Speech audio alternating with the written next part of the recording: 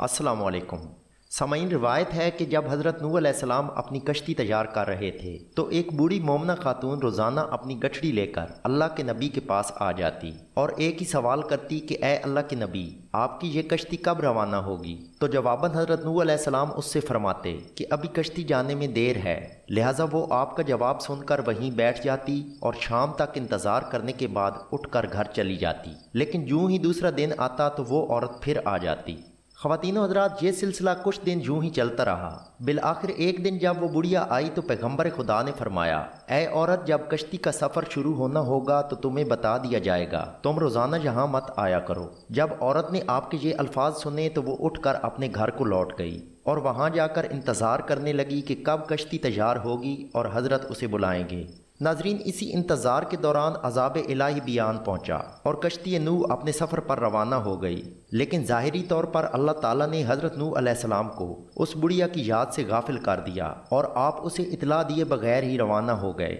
दोस्तों, तूफ़ान इलाही ने पूरी दुनिया में तबाही मचा दी और चंद दिनों में ही दुनिया का नक्शा बदल कर रख दिया। बस अब ज़मीन खुदा पर वो ही बच पाया जो कि कश्ती नूह में सवार था और बाकी सब कुछ फना हो चुका था। जब तूफ़ान थम गया तो हुक्म इलाही के मुताबिक पैगंबर खुदा का सफ़र मुकम्मल हुआ और आपने अपनी कश्ती को किनारे लगाया और तमाम जानदारों को वहीं पर उतार दिया और अपने अहले खाना को भी वहीं उतार कर एक नया शहर आबाद किया जो कि तूफ़ान नूह के बाद दुनिया का सबसे पहला इंसानी आबादी का शहर हुआ। नाजरीन, कुछ अरसा गुजरने के बाद हज़रत नूह अलैहिस्सलाम के दिल में अपने वतन की मोहब्बत जागी और आपने चाहा कि वहाँ जाकर देखूं कि मेरे उस शहर का क्या हाल है जहाँ से मैं चला था। आपने सफ़र शुरू किया और आखिर वहाँ पहुँच गए कि जहाँ आप कभी आबाद हुआ करते थे। जब हज़रत उस शहर के करीब पहुँचे तो आपको एक झोंपड़ी नज़र आई और उसमें दिया भी जल रहा था। आप अलैहिस्सलाम ये माजरा देखकर चौंक गए कि क्या ऐसा भी हो सकता है कि ऐसे अजीम तूफान के बाद भी रूए ज़मीन पर कोई घर बच जाए और उसमें चिराग भी जल रहा हो।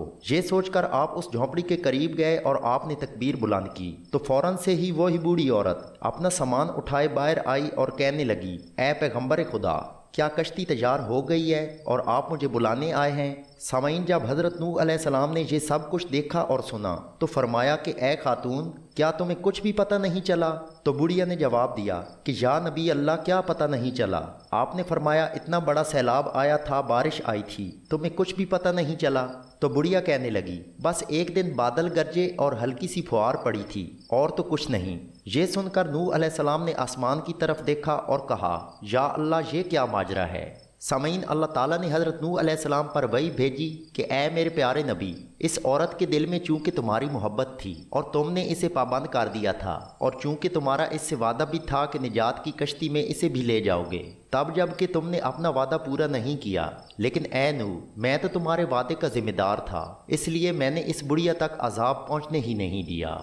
सामईन, हज़रत इमाम सज्जाद अलैहिस्सलाम अपने पास बैठे मोमिनीन से ये रिवायत सुनाते हुए बोले, ए मोमनो, ये हदीस क़यामत तक के मोमिनीन तक पहुँचाना तुम पर वाजिब है। उन्हें बता दो कि जिसने हमसे मोहब्बत की, क़यामत का अजाब ज़रूर आएगा, लेकिन जैसे इस बुढ़िया को पता नहीं चला, हमारे मोमनों को भी पता नहीं चलेगा कि कब क़यामत आई और कब चली गई।